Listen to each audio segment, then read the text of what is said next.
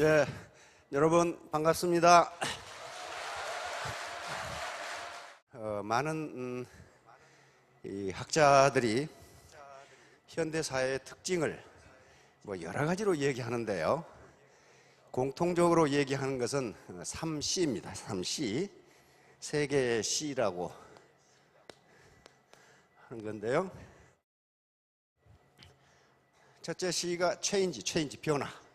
첫째가 체인지,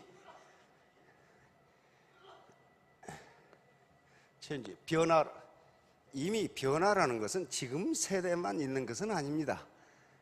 지금 세대만 있는 건 아니고 예전부터 변화는 있어 왔어요. 그것을 우리 불교에서는 재행무상 그래가지고 삼라만상은 항상 그대로 있는 것이 아니다. 그리고 이미 2000년 전에, 2200년 전에 우리는 두 번 다시 같은 강물에 뛰어들 수 없다. 이건 그리스 철학자가 한 말이죠. 그런데 오늘날 변화가 많은 학자들이 현대사회의 특징 중 첫 번째로 꼽는 것은 변화의 속도가 너무 빠르기 때문입니다. 자, 가끔 말씀을 드리는데 우리나라의 어떤 매우 심심한 학자가 매일 인터넷에 올라오는 새로운 지식을 카운트해 봤더니 700페이지 책 100만 권이라고 그럽니다. 새로운 지식이 그렇게 창출되기 때문에, 근데 100만 권도 더 될 것 같아요. 각 학술 분야에 새로이 발표되는 논문과 책을 보면은, 그러니까 변화의 속도가 엄청나게 빠르다. 체인지. 두 번째 C는 경쟁입니다. 컴피티션, 경쟁. 어떤 분야든지 경쟁이 아주 치열하게 이루어져요. 경쟁 치열하게. 그러니까 과거처럼 무주공산인 이런 브루오션은 없다는 거죠. 세 번째는 고객입니다. 고객, 커스터머. 즉 과거에는 공급자 중심의 경제였다면 지금은 수요자 중심의 경제예요.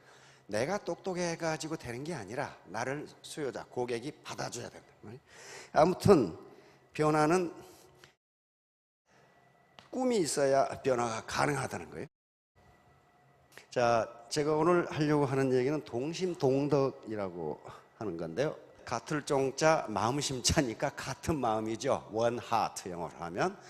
동심동덕, 같은 덕인데 덕은 여기서 행동을 의미합니다. 그러니까 one practice, 즉 같은 마음, 같은 행동이에요. 어느 한쪽 마음만 가지고도 안 되고 두 마음이 맞아야 동심이 돼야 되고, 동덕, 다시 말하면 그 나타나는 행동이 같지 않으면 결과도 없어요. 자, 그러면 이것과 오늘 할 얘기하고 무슨 관계가 있는지 한번 보도록 하겠습니다. 자본과 소득. 자, 지금 자본 문제를 가지고 이제 앞으로 계속 이야기하겠다고 그랬어요. 우리가 돈이 없는 것, 쉽게 이야기해서 돈이 없는 거예요. 경제적으로 자유를 얻지 못하는 것은 자본이 없기 때문입니다. 지금 이 자본이라는 놈이 있는데요. 토지 또는 자본, 노동을 생산의 3대 요소라고 그럽니다. 저 세 가지 중에 어느 하나만 없어도 생산이 이루어지지가 않아요. 이 강당을 한번 생각해 봅시다. 여러분들이 우리가 지금 강의를 듣고 하고 앉아 계시는데 요 스페이스가 토지예요. 토지 위에 앉아 있는 게, 공중에 떠 있는 분 안 계시잖아요. 공중에 떠 계시는 분도 토지 위에 떠 있다고 이야기합니다. 그 다음에 노동. 저는 노동으로 지금 강의를 하고 있고 여러분들이 여기까지 오셔서 귀로 듣고 계시다면 이거 노동은 명확해요. 자본은 무엇이냐 하면은, 자본은 인간이 만들어낸 생산수단을 자본이라고 그럽니다. 그러니까 노동과 자본이 결합하면 거기서 생산이 나와요. 생산이 나오는데 자본의 집약도, 다시 말하면 자본의 기술 집약도나 고도화가 되면 될수록 생산이 더 많이 나옵니다. 즉 생산성이 높아진다고 이야기합니다. 인간이 만들어낸 생산수단이니까 이 마이크가 자본이에요. 이 칠판이 자본이고 에어컨이 자본이고 이 전등이 자본이에요. 가만히 보세요. 제가 이 마이크라는 자본과 저 인간 이모라는 노동이 결합되면 생산이 더 많이 나와요. 무슨 말이냐면 이렇게 강의하면 안 자본과 결합하면 생산성이 높아져요. 여러분들이 앉아 계시는 의자와 탁자는 전부 자본이에요. 이 자본이 없이 땅바닥에 앉아서도 강의를 들으실 수가 있다고요. 있는데 그것보다는 의자에 앉아서 들으시는 것이 생산성이 높다고요. 땅바닥에 앉히면 이 중에 절반은 아마 가실 거예요. 에이씨. 왜? 생산성이 떨어져. 힘들고 노동이 힘들어져요. 그러므로 오늘날 자본이라는 것은 어떻게 정의를 하느냐 하면은 인간이 만들어낸 생산수단. 그래서 노동과 자본이 결합하면 생산물이 나오고 자본을 많이 가진 자가 부자가 된다, 이렇게 되는 거예요. 이제 이게 지금 세계적으로 문제가 되는 것이 피케티라고 하는 프랑스 파리 경제대학의 젊은 경제학 교수가 지금 42살, 우리 나이로 한 43살 되는 아주 젊은 경제학자인데, 요 21세기 자본론이라고 하는 책을 펴내면서 이것이 전 세계적으로 지금 센세이션을 일으키고 있습니다. 특히 미국에서 이것이 영어판으로 나오면서 지금 수백만 부가 팔리고 있어요. 그런데 이 책을 우리나라는 아직 번역이 워낙 책이 방대하니까 지금 번역을 시작해서 올 가을에 번역이 끝난답니다. 이게 바로 이 책이에요. 이 책, Capital in the 20th Century, 21st, 21세기 자본론이라고 하는 책인데, 이렇게 방대한 경제학 서적이 미국 국민들이 그렇게 많이 사보는 이유가 미국 국민들이 학력이 높아서 그런 것이 아니라 관심이 많아서 그래요. 무슨 책이 말이죠, 베스트셀러가 된다는 것은 현재 그 사회가 그런 문제가 있다는 걸 이야기합니다. 바로 이게 지금 문제가 되는 게 뭐냐면요, 지금까지 자본주의 이론은 요겁니다. 쿠지네트 교수가 얘기한 경제개발 초기에는 불평등도입니다. 소득 불평등도가 심해지다가 일정 수준의 경제개발이 되면, 즉 국민소득이 일정 수준에 올라가면 불평등도가 떨어진다. 그래서 모든 국민이 골고루 잘 살게 된다. 지금까지 이것이 자본주의 경제에서 통용되는, 공통적으로 받아들여지는 이론입니다. 그런데 피케티라는 젊은 교수가 나타나서 Capital in the 21st Century, 21세기 자본론이라는 책에서, 바로 저 책이죠, 책에서 그렇지 않다예요. 그렇지 않다. 자본을 가진 자와 자본을 갖지 못한 자의 소득 격차는 앞으로 더 벌어질 것이다. 그런데 그 속도가 어떻게 되느냐, 자본을 가진 자가, 즉 자본이 돈을 버는 속도가 노동이 돈을 버는 속도보다 4배 내지 5배다.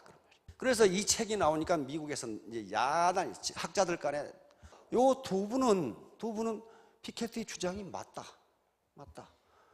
그리고 이 두 분은 계산을 잘못한 것 같다, 이렇게 이야기하고, 이분은 참 엄청난 데이터를 분석했는데 정책 대안이 미흡하다, 그 정도 얘기했어요.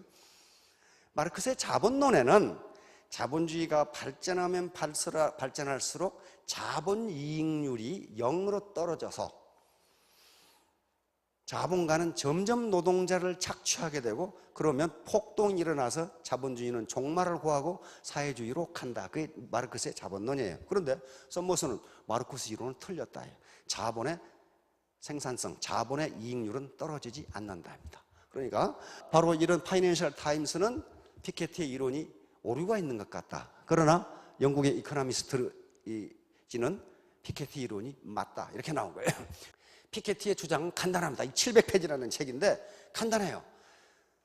자본이 돈을 버는 속도가 노동이 돈을 버는 속도보다 빠르기 때문에 자본을 가진 자는 점점 부자가 되고 노동만 가진 자는 점점 가난뱅이가 될 것이다 하는 게 피케티의 결론이에요. 그러면 어떻게 할 것인가?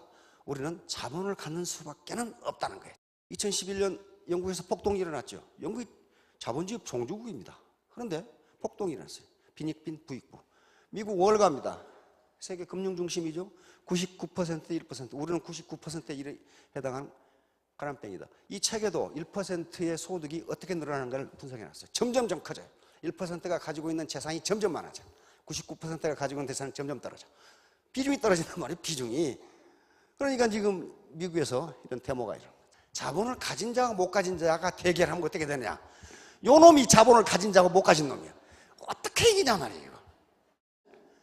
요놈하고 요놈하고 해가지고 이겼냐 이 말이야. 자본을 가진 사람은 아버지를 캐딜락에 태우고 달려. 근데 요놈은 두 아버지 어머니를 리아카에 싣고 목에다 줄을 걸고 달리려고 그래. 아버지 어머니한테 물려받은 게 리아카밖에 없어. 이제 문제는 여기 젊은 분들도 계시지만은 나이 지긋하신 실버 세대가 계십니다. 요즘 뉴스에 계속 나와요. 이게 계속 나와요. 우리가 OECD 국가 아니에요. OECD 국가 중에서 노인층 소득 수준이 한국이 꼴찌에서 2번. 여기 계신 어르신들 주머니가 조금 썰썰하죠? 실질 은퇴 연령, 이것은 직장을 그만두는 연령이 아니고 우리 국민들이 평균적으로 몇 세까지 일을 해야 먹고 사느냐 는 거예요. 우리나라가 세계 2번째, 71.1세까지 일하지 않으면 먹고 살 수가 없다.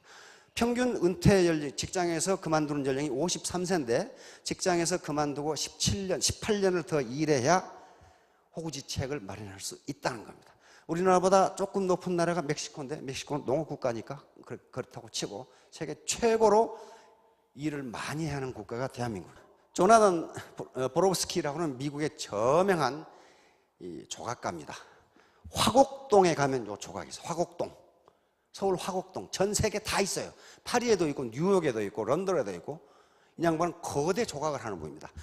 여러분이 세종로에 가면은 망치질하는 사람이라는 조각이 있어요. 이것도 요 조나단 보로브스키가 만든 건데, 저 조각을 가만히 보고 있으면 우리나라 아파트값 추락하는 거하고 똑같은 것 같아.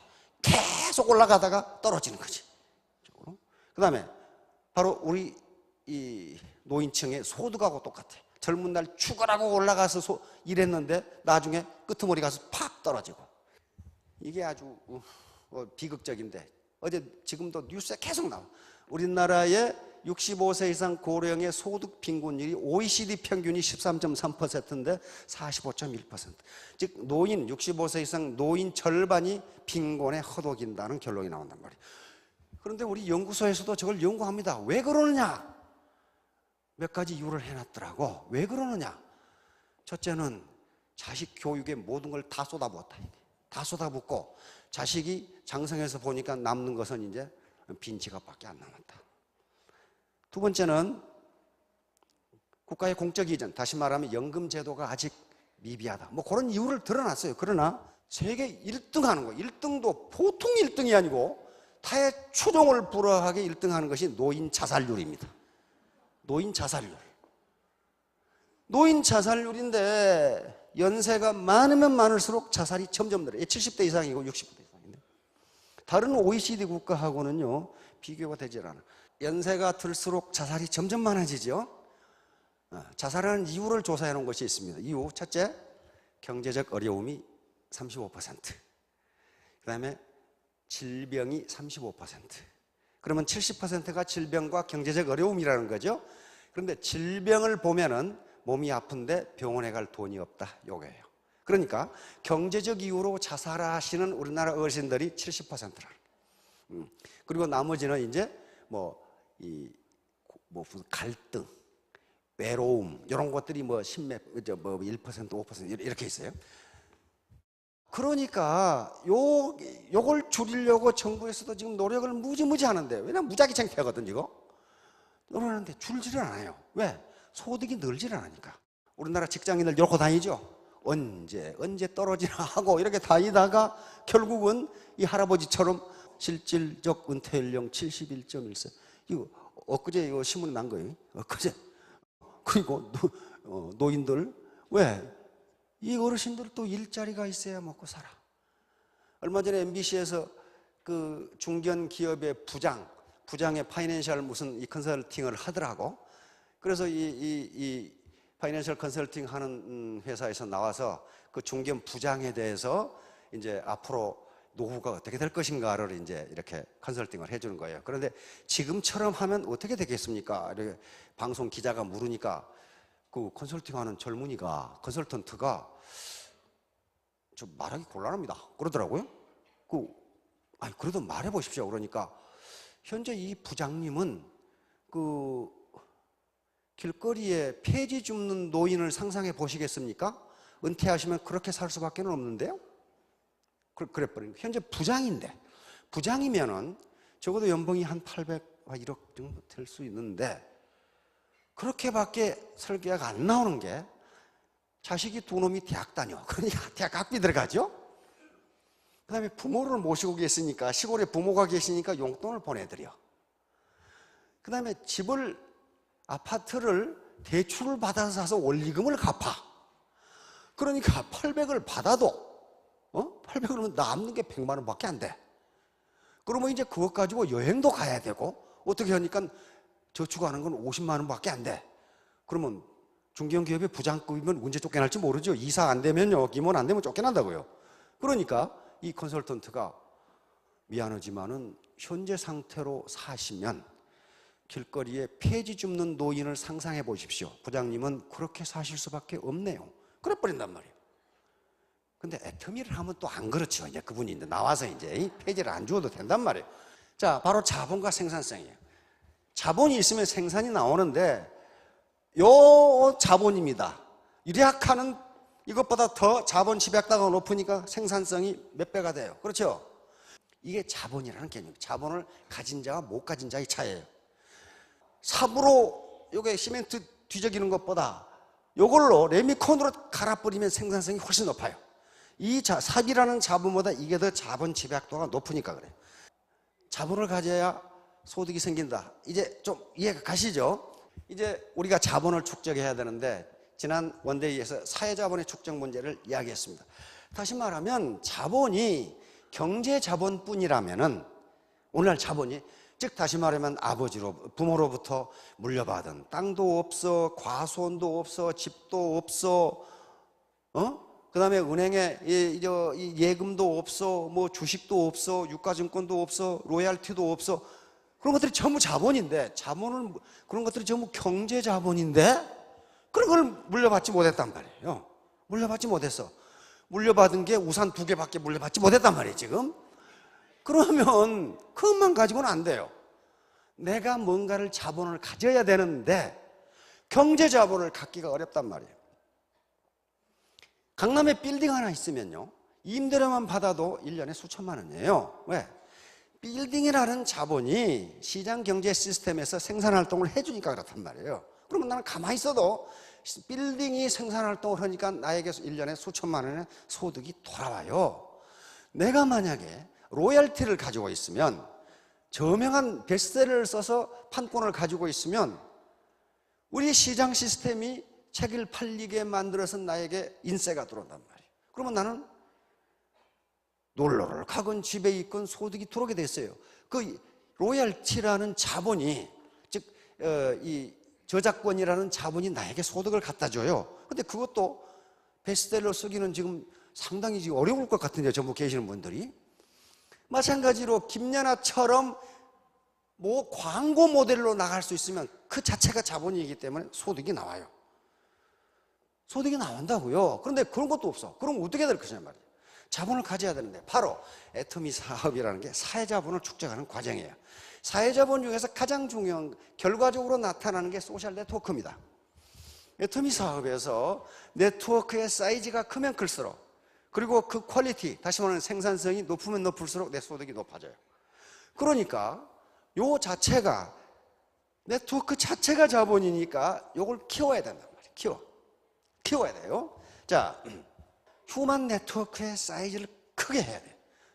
그러면 어떻게 휴먼 네트워크, 다시 말하면 소셜 네트워크의 사이즈를 크게 할 것이냐. 요게 자본이니까, 우리가 가질 수 있는 유일한 자본이니까. 모든 사람은 소셜 네트워크를 가지고 있어요. 네트워크 가지고 계시잖아요. 동네 계모임 네트워크죠. 고등학교 동창, 세탁소 아줌마, 다 네트워크예요, 이게. 근데 로어 클래스에서 일반 보통 서민이 가지고 있는 네트워크는, 소셜 네트워크는 그 사이즈가 크지도 않을 뿐만 아니라 돈이 벌리는 사이즈가 아니고 돈을 쓰는 사이즈예요. 돈이 벌리지가 않아. 바로 동심동덕. 그러니까 그러면 이제 네트워크를 크고 퀄리티가 좋게 해야 되는데, 그렇게 하려면은 스폰서와 파트너, 그리고 고객과 사업자 간에 동심 동덕이 되지 않으면 안 된다는 거예요. 같은 마음, 같은 행동, 같은 마음, 같은 행동. 그렇지 않았고 22덕이 되면 22덕은 다른 마음, 다른 행동이에요. 자기 이익을 위해서 갈라질 있지 않으니까 서로 자기 이익을 위해서 자기 생각만 하고 마음이 갈라지고 행동이 갈라지는 거예요. 이걸 22덕이라고 그래요. 그러니까 우리가 사회자본을 가져야 되는데 동심동덕이 되면 스폰서와 파트너 간에 사회자본의 사이즈가 커지고 나도 부모로부터 우산 2개밖에는 못 물려받았지만은 내 자본을 갖는다는 거예요. 그러면 이것이 퀄리티가 높으면, 질이 좋으면은, 또 사이즈가 크면은 물려줄 수 있어요. 근데 여성분들은 남편한테는 안 물려주지요. 요 인간 요게 물려주면 어떤 여자하고 이렇게 될 거란 말이에요. 근데 남자는 부인한테 물려주거든. 그러니까 남자가 가슴에 폭이 넓다는 거예요, 사실은. 65세 이상 노년층의 45%가 빈곤하다. 그렇게 얘기해요. 그러면 그 노년층들이 게으르게 살아왔느냐? 천만의 말씀입니다. 대한민국 국민이 제가 보기에 세계에서 제일 부지런해. 제일 부지런해. 국제선 비행기를 타보면 비행기가 멈추기도 전에 가방 내리는 사람은 죄다 한국 사람이야. 뭐가 그렇게 바쁜지 일단 그래가지고 비행기 문 젠 앞에 가방 들고 서 있는 사람은 다 한국 사람이야, 이게. 그렇게 바쁘게 살았어요. 그런데 왜 노년이 돼서 경제적으로 빈곤할까? 자본 축적이 안 돼 있어요. 자본이 생산성을 발휘하는데 자본 축적이 안 돼 있다고요. 이런 광고에 김연아 무지하게 나와요. 그렇죠? 김연아 무지하게 나와요. 왜 광고에 나올까 하는 거예요. 김연아가 가지고 있는 자본 때문에 그래요. 김연아 정도의 미모를 가지고 있는 여자는요, 우리나라에 길거리에 가면요 10명 중에 2명은 그 정도 미모를 가지고 있어. 통계에 의하면 2080 법칙에 따라서 20%는 미녀, 80%는 보통이랍니다, 여자 중에. 근데 앞에는 전부 다 미녀만 앉아있네, 이게. 그런데 왜 김연아가 광고에 쓰일까? 김연아가 가지고 있는 자본 때문에 그래요. 자본은 생산성을 발휘하거든요. 김연아가 가지고 있는 자본은 매력 자본 플러스 상징 자본이라는 게 있어요. 앞으로 그런 자본의 개념을 계속 얘기할 거예요. 그러면 자본이라고 하는 것은 늘 제가 말씀드렸지만 인간이 만들어낸 생산수단이에요. 생산수단. 그러니까 생산수단이니까 요걸 가지고 생산을 한다는 거거든요. 생산을 한다. 내가 가난하게 태어난 것은 내 잘못이 아니다. 그러나 내가 가난하게 늙는 것은 당신 잘못이다. 당신 잘못이다. 왜? 자본을 가질 수 있는 기회가 많은데 그렇게 하지 않았다는 거예요. 그러면 과거 농경시대나 산업화 초기에는 경제자본이 자본의 거의 전부였어요. 그런데 다행히도 우리는 그런 시대를 넘어서 이제 지식정보화 시대, 우리 정부에서는 창조경제 시대로 가고 있어요. 그러면 이 시대에 자본의 개념이 굉장히 광범위하고 그 중에 하나만 가져도 높은 고소득을 올릴 수가 있어요. 우리 애터미 사업에서 가장 먼저 생각할 자본이 무엇이냐 하면은 바로 사회자본. 네트워크 자체가 바로 네트워크 자체, 이걸 연결망이라고 그럽니다. 연결망, 사회적 연결망이 자본이다. 왜? 이 사회적 연결망이 소득을 창출해 주니까 그래요.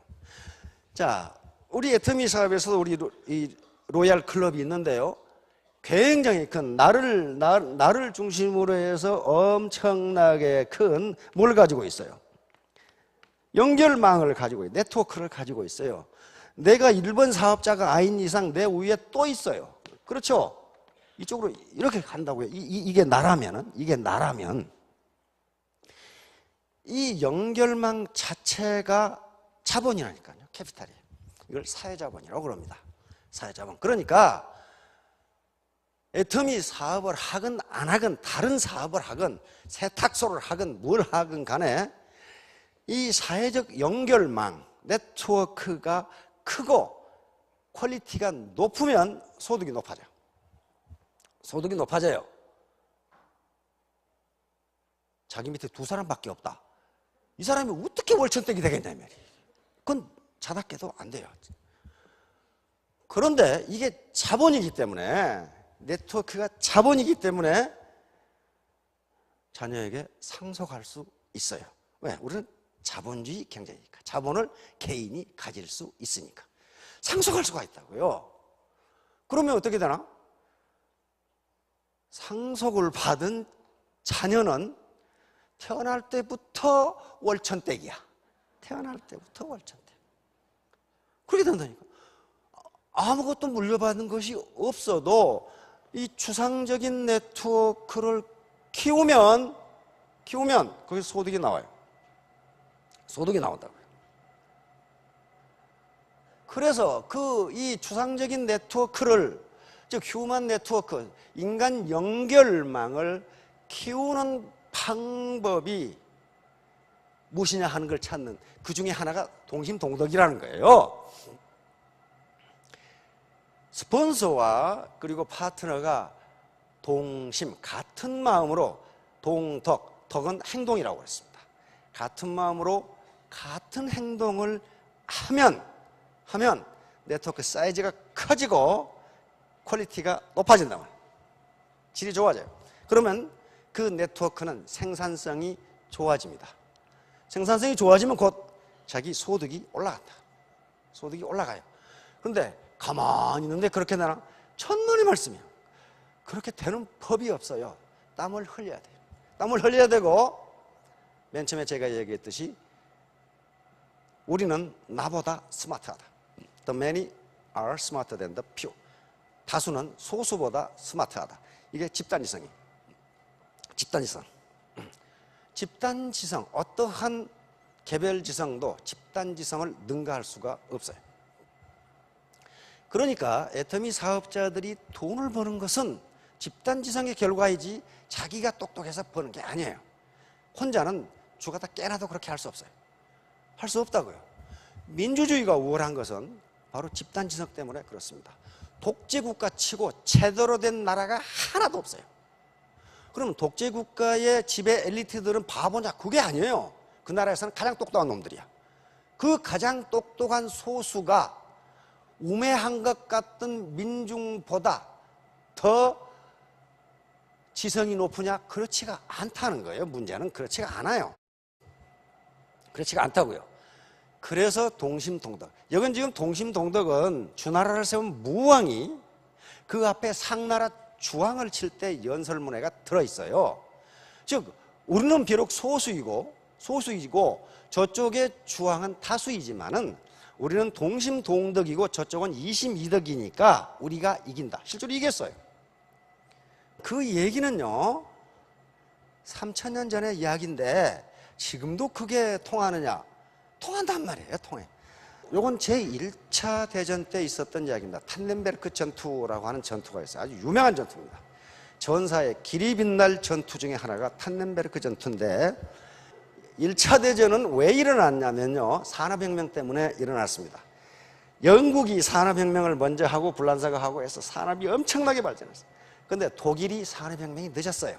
왜냐하면 영주국들이 강했기 때문에. 독일이 산업혁명으로 완성하니까 독일이 유럽의 최강국이 돼버렸어요. 최강국이 되니까 나라가 강해지면요 옆에 놈을 자시고 싶어, 뺏고 싶어. 독일은 산업혁명이 늦었기 때문에 엄청나게 생산력은 늘어나는데 그 제품을 팔아먹을 식민지가 없어. 그러면 식민지를 뺏어야 돼. 그리고 식민지를 뺏어서 거기서 생산 원료를 가지고 와야 돼. 그러니까 어떻게 돼요? 영국과 충돌이 일어납니다. 영국이 지금 식민지, 세계 식민지를 가지고 있고 식민지 경영의 최선봉국인데 저놈이 우리를 위협한단 말이에요. 프랑스는 독일하고 전쟁에서 졌어. 보불전쟁이라는 전쟁에 졌어요. 그래가지고 땅을 뺏기고 알사스 로렌이라고 하는 아주 그 지하자원이 많은 곳을 뺏겨버리고 50억 프랑이라고 하는 전쟁 배상금을 몰아가지고 그래서 프랑스는 독일에 대해서 언제 저 자식들을 갖다가 복수를 해야 되겠다고 이를 갈고 있어. 러시아는 남쪽으로 내려오려고 그래. 근데 그때 오스트리아 헝가리 제국은 위로 올라가려고 그래. 오스만 터키는 옛날에 잃어버린 땅을 찾으려고 그래. 그렇게 해서 이제 싸움이 벌어지는데 그 당시 유럽의 6대 강국입니다. 오스트리아 헝가리 제국, 독일 제국, 터키, 그러니까 이제 오스만 투르크 제국, 이 세 제국이 한패가 돼서 어우러져 싸운 게 제1차 대전이에요. 그러니까 1차 대전은 제국주의와 제국주의의 충돌입니다. 누가 식민지를 많이 차지하고 누가 영토를 많이 차지하고 누가 강대국이 되느냐 하는 싸움이에요. 연합국이 동원한 군대가 약 4,500만 명, 이쪽이 동원한 군대가 약 2,600만 명, 그러니까 한 8천만 명의 군대가 어울려져 싸웠으니까 참 싸움판 구경할 만 했겠죠. 그런데 이제 이 1차 대전 중에 가장 유명한 전투가 탄넨베르크 전투인데, 가장 지금 강한 게 어디냐면 독일 제국이에요. 독일 제2제국입니다. 제1제국이 신성로마 제국이고 제3제국을 우리는 히틀러를 제3제국이라고 그러니까 여기 독일 제2제국인데, 가만히 보세요. 독일 제2제국은요 프랑스하고 러시아 사이에 끼어 있어요. 그러니까 만일에 프랑스와 러시아가 독일을 양쪽에서 협공을 해버리면 독일이 위험해져요. 그렇잖아요. 독일이 자기 군대를 2개로 갈라야 되니까 위험해져요.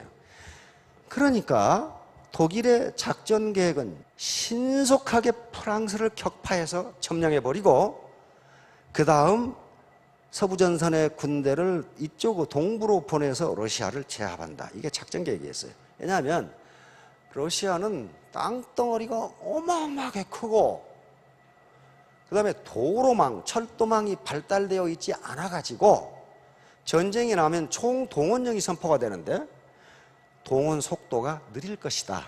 그러면 러시아가 동원되기 전에 신속하게 프랑스를 격파해서 파리를 점령해버리고 군대를 동부전선으로 돌려서 러시아를 격파한다.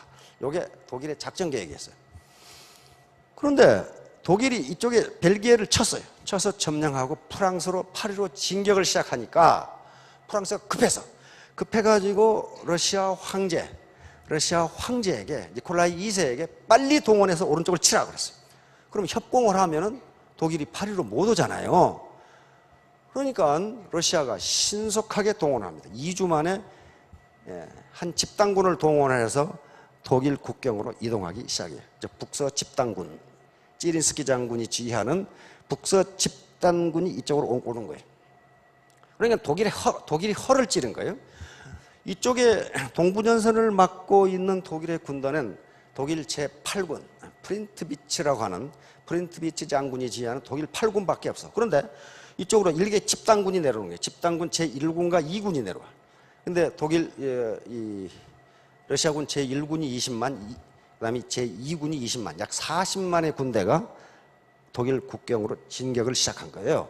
독일은 8군밖에 없는데. 그러니까 러시아군은 당시 30개 사단에 30개 보병 사단에 8개 기병 사단이 침공을 시작한 거예요.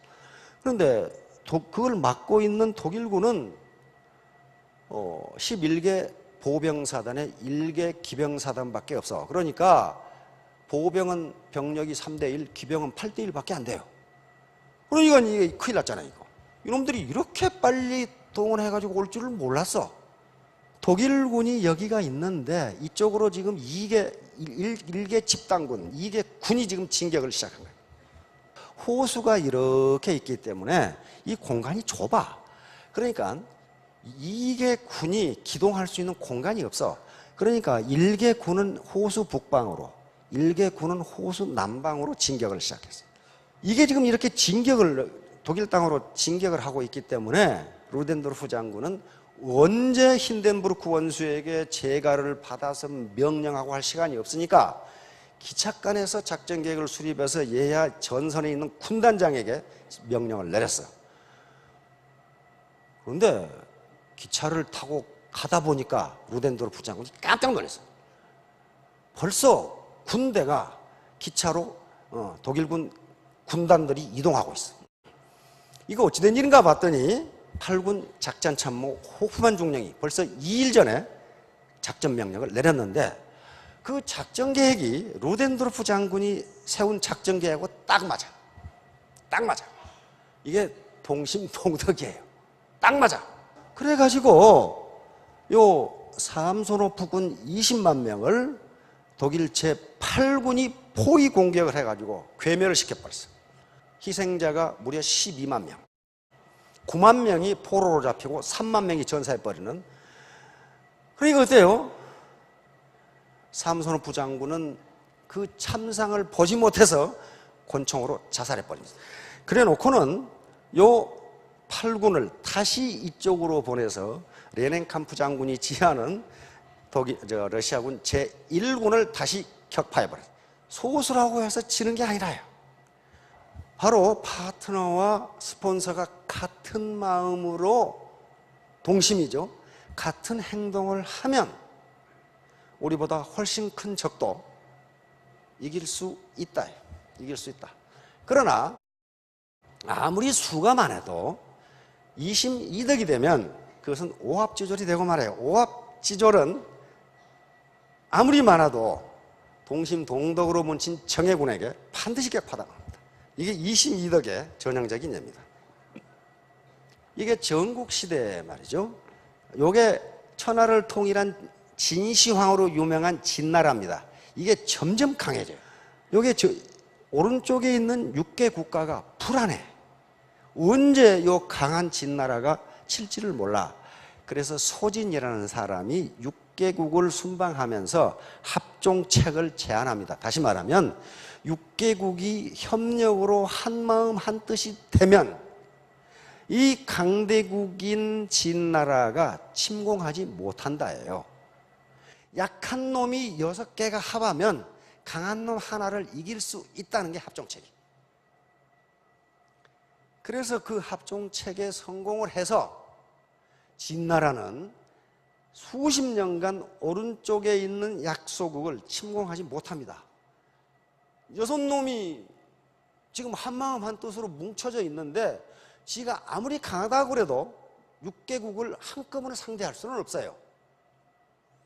그런데 평화가 오래 계속되니까 슬그머니 욕심이 생겨. 여기 있는 조나라가 연나라를 쳐가지고 이걸 빼앗고 싶어. 왜냐하면 연나라에서 기근이 들어, 흉년이 들었어. 흉년이 들으니까 기회는 이때다 해가지고 쳐서 뺏으려고 그래. 연나라에서 생각하면 이제 큰일 났어. 그러니까 소대라는 사람, 소진의 동생이 보내가지고 조나라 임금을 좀 설득해달라는 거야. 여기에 어부지리라는 말이 나옵니다. 어떻게 설득을 했냐면은 폐하, 침공하지 마십시오. 그렇게 안 하고, 폐하, 제가 폐하를 아련하려고 오다가 호숫가를 지나는데 큰 대합 조개가 햇빛을 쬐이려고 모래밭에 나와 있었습니다. 그런데 이때 도요새라는 놈이 조개 알맹이를 빼먹으려고 콕 쪼았는데 대합 조개가 깜짝 놀래가지고 아가리를 확 닫아버렸습니다. 그랬더니 도요새의 주둥이가 여기 끼어가지고 아가리에 끼어가지고 둘이 서로 물고 있는 형상이 됐습니다. 도요새가 말하기를 조개 너 이놈아 3일만 비가 안 오면 너는 죽는다. 이렇게 말하니까 조개가 내 이놈아 3일만 물고 있으면 너는 굶어 죽는다. 그래가지고 서로 놓지 않고 물고 있다가 마침 그 옆을 지나가던 어부가 둘 다 망태에 넣고 가버렸습니다. 이렇게 설명을 했어요.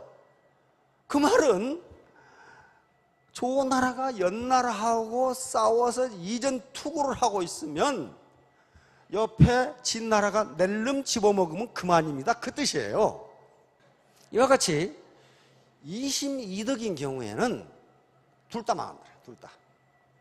양보를 안 해. 조개 너 이놈 3일만 비가 안 오면 너는 죽어. 그러니까 도요새 너 이놈 3일 굶으면 너는 죽어. 그러고 있다가 두 놈 다 죽었다. 지금 그 얘기예요. 지금 태도.